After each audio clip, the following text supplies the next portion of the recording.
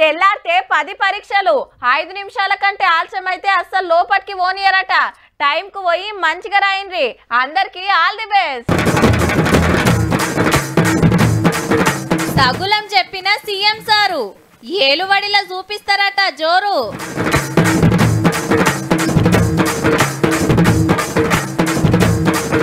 Car ఓటమికి 3 కారణాలు రామన్న తెలుసుకొని నిజాలు.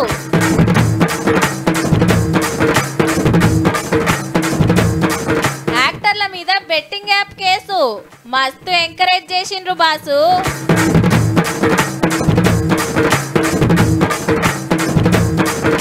ఉగాదికెంచి సన్నబియ్యం గరీబులకు మస్తు నయం.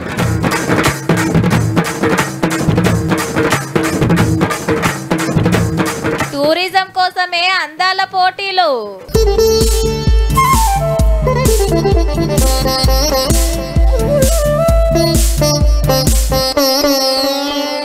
అబ్బా పోయిన తాపకు 1 మార్కుల మిస్ అయిందిరా. లేకుంటేనా మన ఊర్లో ఫస్ట్ సర్కార్ నౌకరు నేనే అవుతుండే. అమ్మో పరీక్షల దగ్గర పడ్డాయి. ఈ తాపకి ఎట్లన్నా కొట్టాలే. మా ఓడు 3 ఏండ్ల సంధి రాస్తూనే ఉన్నాడు, ఒక్కటన్నా రాకపాయే. గిట్లనే అంటుంటారు. కానీ అంత అలకగొస్తాయా? 100 జాబులకు లక్షల మంది పోటీ పడతారు. ఎవరికి ఎక్కువ మార్కులు వస్తే వాళ్ళదే జాబు. కానీ ఏ పరీక్ష లేకుండా కొందరికి జాబులు వస్తాయి. దానికో లెక్క ఉంటుంది మరి. ఇంకో 922 జాబులకు అపాయింట్మెంట్ లెటర్లు పంచిండు సీఎం సారు. కాకుంటివి కారుణ్య జాబులు అంటే సర్కార్ కొలువులు చేసుకుంటా కాలం చేస్తే వాళ్ళు ఇంటోళ్ళకి ఇస్తారన్నట్టు. పంచాయతీ మున్సిపల్ శాఖలను నింపిండ్రు. ఇట్లా కారోళ్ళు మొత్తం అప్పులు చేసిపోయిండ్రు. రిటైర్ అయిన వాళ్ళకి ఇద్దామన్నా పైసలు లేవనుకొచ్చిండు. బిల్డింగులు కట్టాలన్నా లేఅవుట్లు చేయాలన్నా బిల్డ్ నౌ యాప్ లో దరఖాస్తు పెట్టుకుంటే పర్మిషన్లు ఇస్తారట. చెప్పున ఆయన మందు డెలివరీ ఇచ్చే విధానం తెచ్చి నేను ఇసుక డెలివరీ ఇచ్చే విధానం తీసుకొచ్చిన. నిమ్మలంగా ఉండాలని సీఎం సార్ కు సలహాలు ఇస్తుండ్రట. అయితే నేను హుందాగా వ్యవహరిస్తే అర్థం చేసుకునే వాళ్ళు ఉండాలి కదా. జానారెడ్డి గారు హుందాగానే పెద్ద మనిషిలాగా వ్యవహరించిండు. కానీ కేసీఆర్ ధృతరాష్ట్ర కవుగుల్లో జానారెడ్డి గారి గౌరవాన్ని మొత్తం మంట కలిపిండు కదా కేసీఆర్. 2004 టైంలో ప్రజా జీవితంలో రావాలని మొదలుపెట్టిన ప్రయాణం 2024 20 ఏళ్ళు పూర్తయింది. 20 ఏళ్ళ మొదటి రోజు నేను జడ్పీటీసీ ఉన్నప్పటి టెంపర్మెంట్, ఈ రోజు ముఖ్యమంత్రి కూడా నా టెంపర్మెంట్లో చేంజ్ లేదు. సోషల్ మీడియాలో కొందరు ఎచ్చిపచ్చి రాస్తున్నారు అనుకుంటే అప్పట్లో ఏమైందో యాద్ చేసిండు సీఎం సారు. ఉన్న వ్యవస్థ మొత్తం అదే కదా. అదే పోలీసులకు నేను ఆదేశాలు ఇస్తే నిమిషాలలో ఇళ్ళకి వెళ్ళి బయటకు వెళ్ళకుండా అందరిని లోపలేసి తాళం వేసి వంగబెట్టి దంచరా? కోదండరాం తలుపులు వలగొట్టిన వాళ్ళు కేటీఆర్ తలుపులు వలగొట్టి ఈపులు వాళ్ళకి దంచరా? మీ హీరో డిప్ప కటింగ్ కొట్టిస్తే మీరు కొట్టించుకోండి. మీ హీరో గారు లోడా సాంగ్ వేస్తే మీరేసుకోండి. మీకు నచ్చిన హీరోయిన్ సినిమా మళ్ళా చూడుండ్రి. మీరు కాయి చేసే సెలబ్రిటీ అగుపడితే తిప్పలు పడైనా సెల్ఫీ దిగుండ్రి. మీ అభిమాన యాక్టర్ సినిమాను ఇంకో నలుగురికి మీరే చూపిండ్రి. ఏం ఫరక్ పడది. కానీ వాళ్ళు ఏది చెప్తే అదే చేస్తురా అంటే ఉత్త పుణ్యానికి నున్నగా గుండు కొట్టించుకునే కథ అవుతుంది సుమా. అర్జున్ రెడ్డిని అమరుకుంది, రానాను రౌండప్ చేసింది, ప్రకాష్ రాజును పట్టుకుంది, మంచు లక్ష్మక్కను ముట్టుకుంది, అనన్యాను అంటుకుంది, నిధి అగర్వాల్ కు నిమ్మలం లేదు, శ్రీముఖిని జుట్టుకుంది, ప్రణీతను పట్టుకుంది. మనోళ్ళ బెట్టింగ్ యాప్ల భాగవతం బయటకు వచ్చింది. మళ్ళా ఫలానా యాప్ల బెట్టింగ్ పెట్టుర్రి పైకం కమాయించురు అని ఫ్యాన్స్ ను ఎంకరేజ్ చేసినందుకు ఈ యాక్టర్లు యాక్టర్ అమ్మలు సెలబ్రిటీల మీద కేసు అయింది హైదరాబాద్ మియాపూర్ పోలీస్ స్టేషన్ లా. లేలే రూల్స్ ప్రకారం ఉన్న వాటికే పబ్లిసిటీ చేసినామని విజయ్ దేవరకొండ సార్ అంటున్నాడు. ఆల్రెడీ 11 మంది యూట్యూబర్ల మీద ముందే కేసులు అయితే విచారణ నడుస్తుంది. 1000 పెడితే 5000 వస్తాయి, 10,000 పెడితే 50,000 వస్తాయి అని ఒప్పించుకుంటూ అడ్వర్టైజ్మెంట్లు తీసి పబ్లిక్ లకిడిస్తే నిజమే కావచ్చు అని లక్షల మంది పైసలు పెట్టి నిండా మునిగిండ్రు. కొందరు అప్పులు తెచ్చి పెడితే కొందరు ఆస్తులు అమ్ముకున్నారు. తెలంగాణలో ఏడాదిలో 1000 మంది పానాలు తీసుకున్నారంటే ఎంత డేంజర్ చూడండిగా. వాట్ ఎవర్ ఇస్ బ్యాండ్, ఆ బ్యాండ్ యాక్టివిటీ ప్రమోట్ చేస్తే legal action will be taken and it is being taken in different police stations. ఏం మాధ్యం పోయింది మాకు పైసలు వస్తే వాళ్ళని కంపెనీల కాడ కట్టలు తీసుకొని పబ్లిక్ నాగం పట్టిస్తున్నారు అన్నట్టు. ఇలా పంజాగుట్ట పోలీస్ స్టేషన్ కు వచ్చిన విష్ణుప్రియని ఎంక్వైరీ చేస్తే నిమిషానికి 90,000 తీసుకుందట. అట్లా 15 యాప్లు 15 లక్షలు చదివించినాయంటే ఇక పెద్ద పెద్దోళ్ళకి ఎంత వస్తాయో మీరే లెక్కేసుకోండి. మేడం ఫోన్ సీజ్ చేసిరట. ఎన్ని యాప్లు చేసిందో ఎంత పైకం వస్తుందో తెలుసుకుంటానికి. గంత బాజాప్తా వీడియోలు తీసి ఇప్పుడు ముఖం దాచుకునే కథ కాబట్టి రీతు చౌదరి కూడా వచ్చింది విచారణకు. కేసులు అవుతుండే వరకు లేలే నాకు తెలియక ఎంకరేజ్ చేసిన సారీ అని అంటున్నారు తప్పించుకుంటానికి. Yes, I did it 8 years back, but after that I've taken a conscious decision not to promote betting apps. కొందరు గాలి మోటార్ ఎక్కి దుబాయ్కి పరారైతే కొందరు ఫోన్లు స్విచ్ ఆఫ్. కష్టం చేయకుండా అల్కగా పైకం సంపాదించొచ్చునని వీళ్ళు చెప్పిన మాటలు నమ్మి తెలరైన సంగతి ఏంది మరి? సెలబ్రిటీలు అంటే నలుగురికి అక్కడికొచ్చేయి చేయాలిగా, నీకు ఇట్లా బోల్ రేస్తే ఎట్లా? చూస్తున్నారు కదా మనోళ్ళ కథలు ఎట్లున్నాయో. గిసొంటి వాళ్ళ మీద మీకు అభిమానం ఉంటే దాచుకోండి, అంతేగాని వాళ్ళు ఏది చెప్తే అది నిజమని ఆశకు పోయి ఆగం కాకుండ్రి జరా.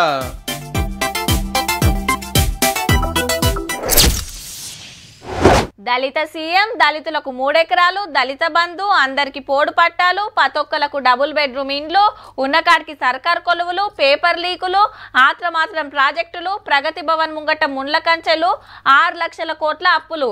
ఓ ఇట్లా బొచ్చెడున్నాయి బీఆర్ఎస్ పార్టీ నుంచి పవర్ గుంజుకుంటానికి అని అందరు అనుకునే ముచ్చట.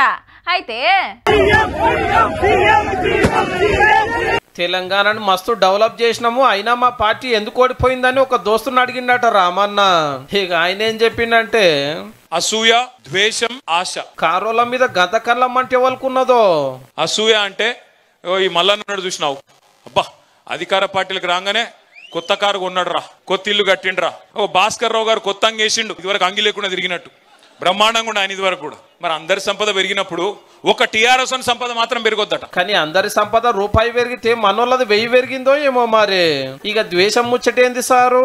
కేసీఆర్ గారు ఈ రాష్ట్రాన్ని ఆయన కుటుంబం కోసమే తెచ్చుకున్నాడు. ఆయన ఎవరిని కలవడట, అహంకారం అట, కుటుంబ పాలనట, లక్షల కోట్లు దోసుకపోయిందంట, దొరలనట, దొరపాలనట అని చెప్పి ద్వేషం నిండే విధంగా కారు పల్చి కొడతానికి 3వ కారణం ఆశనట.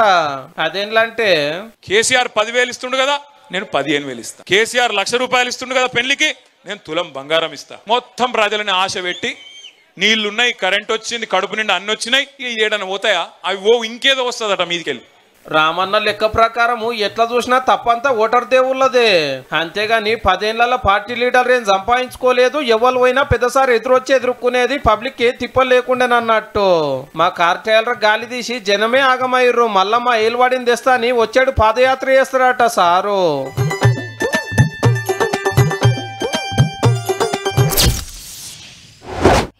నెల రోజులు ఆగరాదుండ్రి, దునియా మొత్తం మన కాడికే వస్తుంది. హైదరాబాద్ లో పెద్ద పెద్ద హోటళ్లు జాలే, షాపింగ్ మాల్లల్లో కాలు పెట్ట సందుండది. అన్ని దేశాలకెళ్ళి విలేకరులు వస్తారు.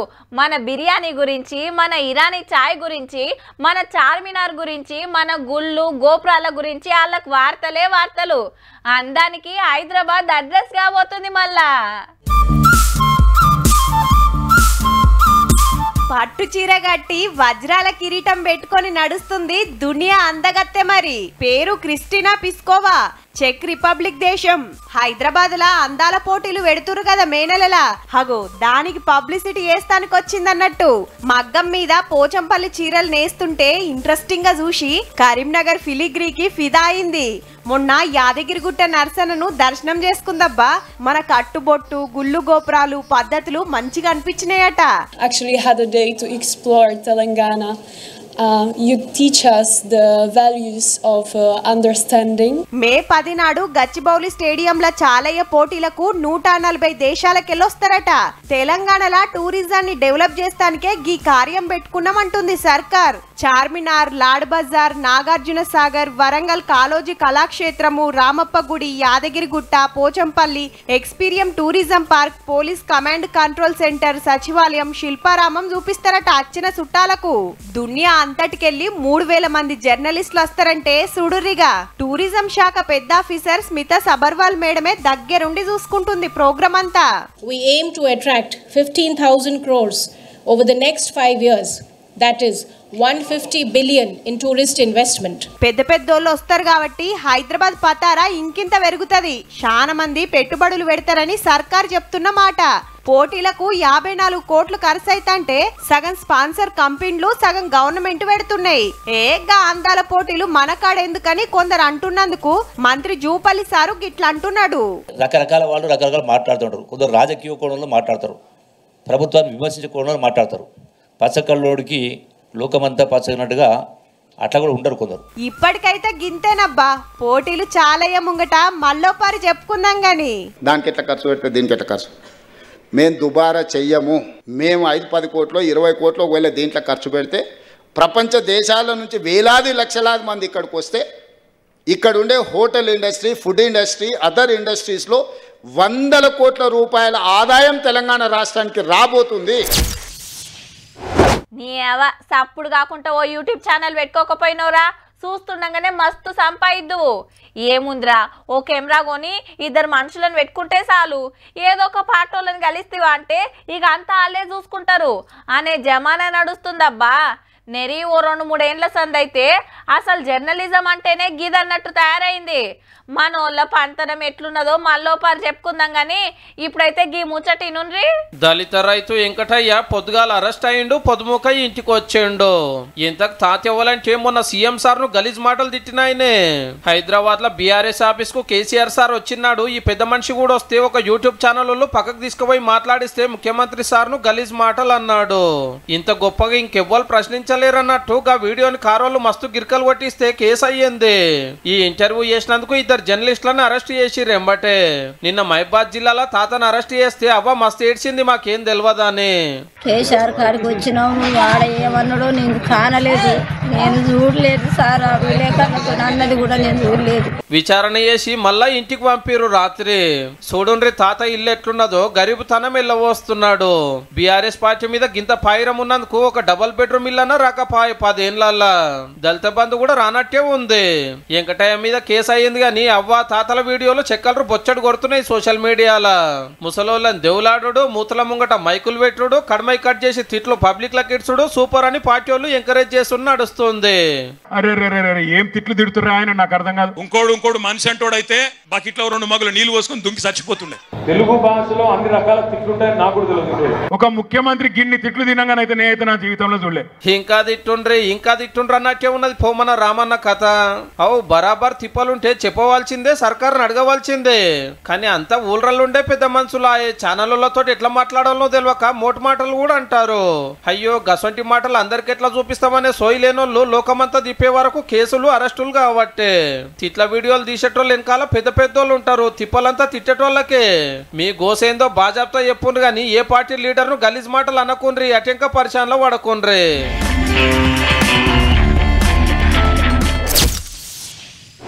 కాక జర్ర ఓ మాట చెప్పవానే, ఎనుకో ముందు పైసలు పంపుతును కదా, ఈడ కొనాలంటే ఇంకో 1000-1500 ఎక్కువ కాబట్టే.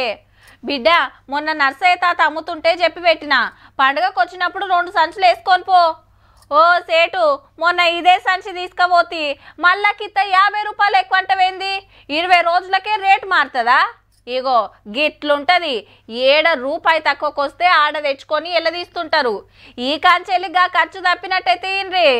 సన్న బియ్యం అని ఎదురు చూస్తున్నారు కదా, గోడౌన్లకు స్టాక్ దిగింది. ఇక రేషన్ దుకాణాలకు వంపుడు, కూపన్ కారెట్లు ఉన్నోళ్లకు వంచుడే. ఉగాదికే ఇయ్యాలని డిసైడ్ చేసింది కదా సర్కారు, గా పని రువ్వడిగా నడుస్తుందన్నట్టు. మంచి క్వాలిటీ సన్న బియ్యం ఇవ్వబోతున్నాము. రాష్ట్రంలో 89 లక్షల రేషన్ కారెట్లుంటే కొత్తగా ఇచ్చే ఇంకో 10 లక్షల కార్డులకు కలిపి ఏడాదికి 22 లక్షల టన్నుల బియ్యం అవసరమైతాయని లెక్కలు కట్టిండ్రు. స్టాక్ ఎంత వచ్చింది, ఇంకెంత రావాలనో చూసుకొని దుకాణాలకు సదురుతున్నారు. ఏప్రిల్ 1 కెళ్ళి తెలంగాణ అంతటా సన్న బియ్యం పంచే పని షురువు కాబోతుంది. మనిషికి 6 కిలోల లెక్కన ఇంట్లో ఎందరుంటే అన్ని కిలోలు పోస్తారట. రైతులు వండించిన సన్నాలు సర్కారే కొన్నది కాబట్టి గవ్వే బియ్యం పట్టించి పేదోళ్లకు వంచే ఉపాయం చేసిండ్రు. బయట కొనాలంటే తక్కువనే మరి, అంగట్ల కిలో 60 రూపాయలు. ఇప్పుడు ఇస్తున్న దొడ్డు బియ్యం పొద్దుగాల నాస్టకు, దోశల పిండికి, పండుగకు మురుకులకు ఉంచుకొని బయట అమ్ముకుంటుండ్రి శాన మటుకు. ఈ కిత్తకు పక్కా ఇస్తామంటున్నారు కాబట్టి పేదోళ్లకు బియ్యం కొనే తిప్పలు కొంతన్న తగ్గినట్టే.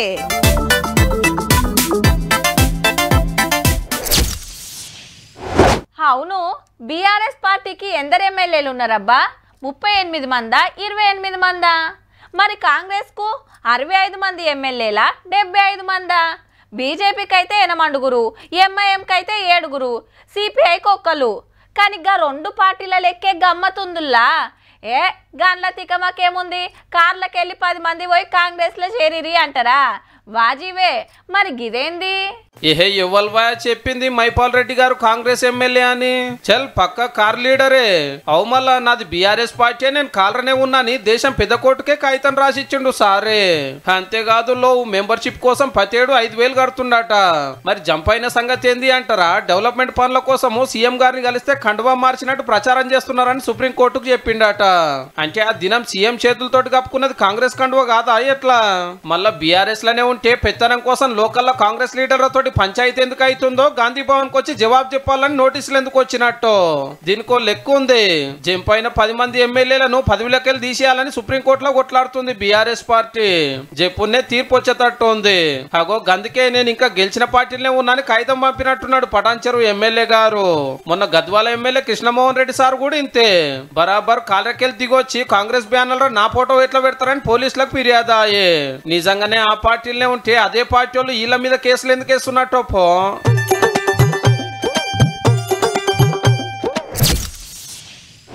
ఇప్పుడు బట్టల దుకాణంలో బట్టలు బుక్ స్టాల్ల ఒయిలు చెప్పుల దుకాణంలో చెప్పులు బ్యాగుల షాప్ల బ్యాగులు టిఫిన్ సెంటర్ల టిఫిన్లు భోజనం హోటల్లో భోజనం పండ్ల దుకాణంలో పండ్లు జ్యూస్ సెంటర్లో జ్యూసులు ఇట్లా ఏది కావాలనుకుంటే ఆ దుకాణాల కాడికి పోతే నచ్చింది తీసుకోవచ్చు పైకం కట్టి అయితే ఒక కాడ ఎంత అడిగినా ఓటు ఇస్తలేరట అబ్బా చూద్దాం పాండ్రి గదేందో అగో వైన్స్ కాడ ఏదో బైస్ నడుస్తుంది ఏమైందో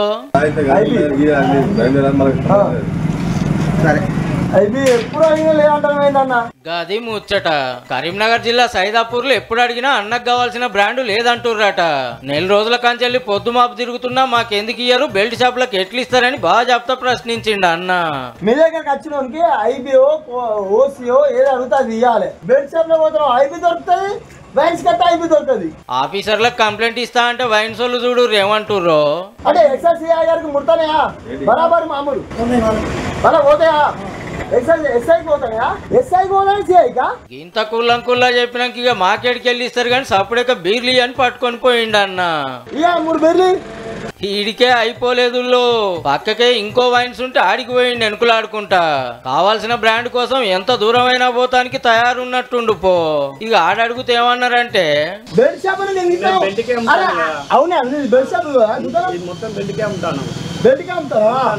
కరీంనగర్ లోనే కాదు చాలా జిల్లాలకు ఇదే కథ బెల్ట్ షాప్ లో కాటన్లు ఆటోలు వేసి పంపిస్తారు కాబట్టి ఒక్కపారే మాల్ పోతుంది మళ్ళీ ఇంత కమిషన్ వస్తుంది ఇక కొందరు ఓనర్లే ఊళ్ళల్లో బెల్ట్ షాపులు పెట్టి సరుకు పంపిస్తుర్రట ఆడ ఎక్కువ రేట్ వస్తుందని ఆ పొద్దుడు సంది గిదే దందా ఇదంతా ఆప్కారోళ్ళకు కూడా తెలుసు కానీ ఏడమ్మితేంది బిజినెస్ అయిందే లెక్క వాళ్ళకు తాగేటోళ్ళకు సంఘాలు ఉండే వీళ్ళ తరపున అడిగేటోళ్ళు ఉండరని నెరి గింత అన్యాయం చేస్తే ఎట్లా నువ్వులా మీ దగ్గరకు వచ్చినోనికి ఐబీఓ ఓసీఓ ఏది అడుగుతుంది ఇవ్వాలి బెల్ట్ షాప్ లో పోతున్నాం ఐబీ దొరుకుతుంది వైన్స్ కట్ట ఐబీ దొరుకుతుంది అన్నా నువ్వు నియంగా మాకు దేవునివే నీ అసంటోళ్ళు జిల్లా కొక్కళ్ళున్నా చాలే మా తిప్పలు తీరు నువ్వన్నా మా లీడర్వు నువ్వన్నా మా కోసం కొట్లాడేది కావాలన్నా నీ అసంటోళ్ళే కావాలన్నా అన్నా నువ్వు మా కోసం జంగులేపినవు పడనోళ్ళు ఎన్నో అంటారు పట్టించుకోకే అని ఈ వార్త చూడంగానే మా అన్నలు మనసులు అనుకున్నాడు పక్కా పో ఆడోళ్ళకి ఆర్టీసీ బస్సు ఫ్రీ నెలకు 2,000 అకౌంట్లు ఇస్తుండ్రు మిత్తి లేని లోన్లు ఇస్తున్నారు అన్ని వాళ్ళకైనా మరి మొగోళ్ళకి ఏమి ఇయ్యరా అని కర్ణాటక అసెంబ్లీలో ఖతర్నాక్ డిమాండ్ చేసిండు జేడీఎస్ ಎಮ್ಎಲ್ಎ ಕಿಷ್ಟಪ್ಪ ಸಾರು ನೀವು ನಮ್ ದುಡ್ಡೇ ಕೊಡ್ತಿದ್ದೀರಲ್ಲ ಎಂತದು ಸ್ತ್ರೀ ಶಕ್ತಿ ಗುಂಪ್ಗೆ ಬಸ್ಗೆ ಕರೆಂಟ್ಗೆಲ್ಲ గడుసులకు కొడి వారికి అందుబాటులో కొడిసి ఏం తప్పేనైతుంది సమజైందా మొగళ్ళకు ఆరానికి 2 మందు బాటలు పుక్కట్లు ఇయ్యాలన్నట సర్కారు ఈ లెక్కన నెలకు 8 ఏడాదికి ఏం తక్కువ 100 తాగేటోళ్లకు పండుగే పో దీనికో లెక్కుందట గవర్నమెంట్ కు బగ్గా ఆమ్దాని ఇస్తుందే ఈ కస్టమర్లు ఎన్నడు ఏకనా ఉద్దర పెట్టకుండా అప్పులు చేసైనా తాగి ఆమ్దాని వేస్తుర్రట గా పైకంతో ఆడోళ్లకు పథకాలు పెట్టినప్పుడు ఇంత ఆసరైతున్నోళ్ళకి ఏదో ఒకటి చేయాలి కదా అని ఆరానికి 2 బాటల డిమాండ్ చేసిండ అన్నట్టు అసెంబ్లీలో ఉన్నోళ్ళంతా నవ్విరు గాని బయట ఉన్నోళ్ళంతా శబ్బాష్ అంటుర్రట కర్ణాటకలా ఫిరి మందు పథకం పెట్టుడు అయ్యే పని కాదు గాని మందు కస్టమర్ల కష్టాన్ని గుర్తించి ఖుద్దు అసెంబ్లీలో గింత గొప్ప డిమాండ్ చేసినందుకు పెగ్గుకు కిష్టప్పని దలుచుకుంటుండొచ్చు పో చూసిండ్రు కదా ఇక ఇయాల్టి తీన్మార్ వార్తలు ఉంటామల్లా నమస్తే.